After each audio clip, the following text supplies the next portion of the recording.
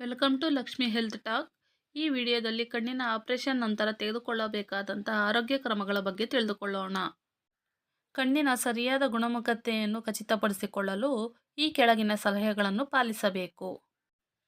ಶಸ್ತ್ರಚಿಕಿತ್ಸೆಯ ನಂತರ ಕೆಲವು ದಿನಗಳ ಕಾಲ ನೀವು ಅತಿಯಾದ ಶ್ರಮದ ಕೆಲಸವನ್ನು ಮಾಡುವಂತಿಲ್ಲ ಮತ್ತು ಸೂರ್ಯನ ಕಿರಣಗಳಿಂದ ದೂರ ಇರಬೇಕು.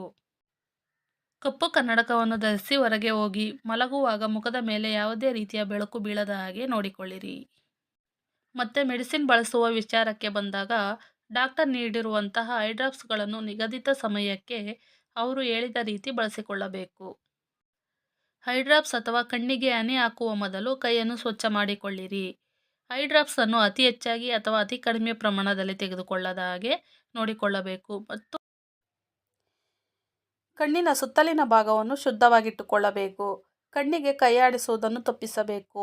ನೀರು ಅಥವಾ ಸಾಬೂನನ್ನು ಕಣ್ಣಿಗೆ ಹೋಗದಂತೆ ಎಚ್ಚರಿಕೆಯಿಂದ ಇರಬೇಕು. ಕಣ್ಣಿಗೆ ಹಾನಿಕಾರಕ ಮಾಡುವಂಥ ಕೆಲಸಗಳಿಂದ ದೂರವಿರಬೇಕು. ಭಾರವಾದ ಸಾಮಾನುಗಳನ್ನು ಎತ್ತಬಾರದು. 1 ತಿಂಗಳ ಕಾಲ ಸ್ವಿಮ್ಮಿಂಗ್ ಅನ್ನು ಮಾಡಬಾರದು ಮತ್ತು ಗಾಳಿಯಲ್ಲಿ ಹೆಚ್ಚು ಸಮಯ ಕಳೆಯುವುದು ಅಥವಾ ಧೂಳು ಹೊಗೆ ಇರುವ ಸ್ಥಳಗಳಲ್ಲಿ ಹೋಗುವುದನ್ನು ತಪ್ಪಿಸಬೇಕು. ಟಿವಿ, ಮೊಬೈಲ್ ಅಥವಾ ಕಂಪ್ಯೂಟರ್ ಮುಂದೆ ಹೆಚ್ಚು ಸಮಯ ಕುಳಿತುಕೊಳ್ಳುವುದನ್ನು ಕಡಿಮೆ ಮಾಡಿಕೊಳ್ಳಬೇಕು. ಈ ಎಲ್ಲ ವಿಷಯಗಳಲ್ಲಿ ಗಮನ ಹರಿಸುವುದರಿಂದ ಕಣ್ಣಿನ ಆರೋಗ್ಯವನ್ನು ಅತಿ ಸುಲಭವಾಗಿ ಕಾಪಾಡಿಕೊಳ್ಳಬಹುದು.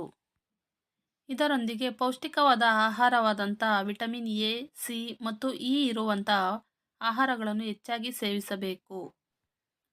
ಜಂಕ್ ಫುಡ್ ಅಥವಾ ತೈಲಯುಕ್ತ ಆಹಾರಗಳನ್ನು ಕಡಿಮೆ ಮಾಡಬೇಕು. ಧೂಮಪಾನ ಮತ್ತು ಮದ್ಯಪಾನದಂತಹ ಅಹಿತಕರ ಅಭ್ಯಾಸಗಳಿಂದ ದೂರ ಇರಬೇಕು. ವೈದ್ಯರ ಸಲಹೆಯಂತೆ ಶಸ್ತ್ರಚಿಕಿತ್ಸೆಯ ನಂತರ ನಿಯಮಿತವಾಗಿ ಡಾಕ್ಟರನ್ನು ಸಂಪರ್ಕಿಸಬೇಕು.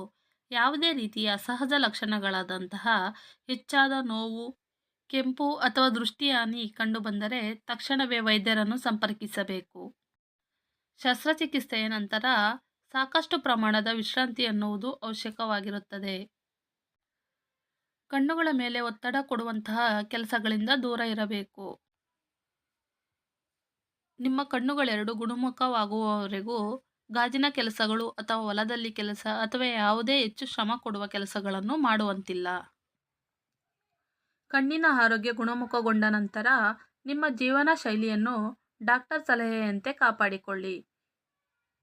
ಈ ವಿಡಿಯೋ ಇಷ್ಟ ಆಗಿದ್ದಲ್ಲಿ ಲೈಕ್, ಶೇರ್ ಮತ್ತು subscribe. Thank you for watching.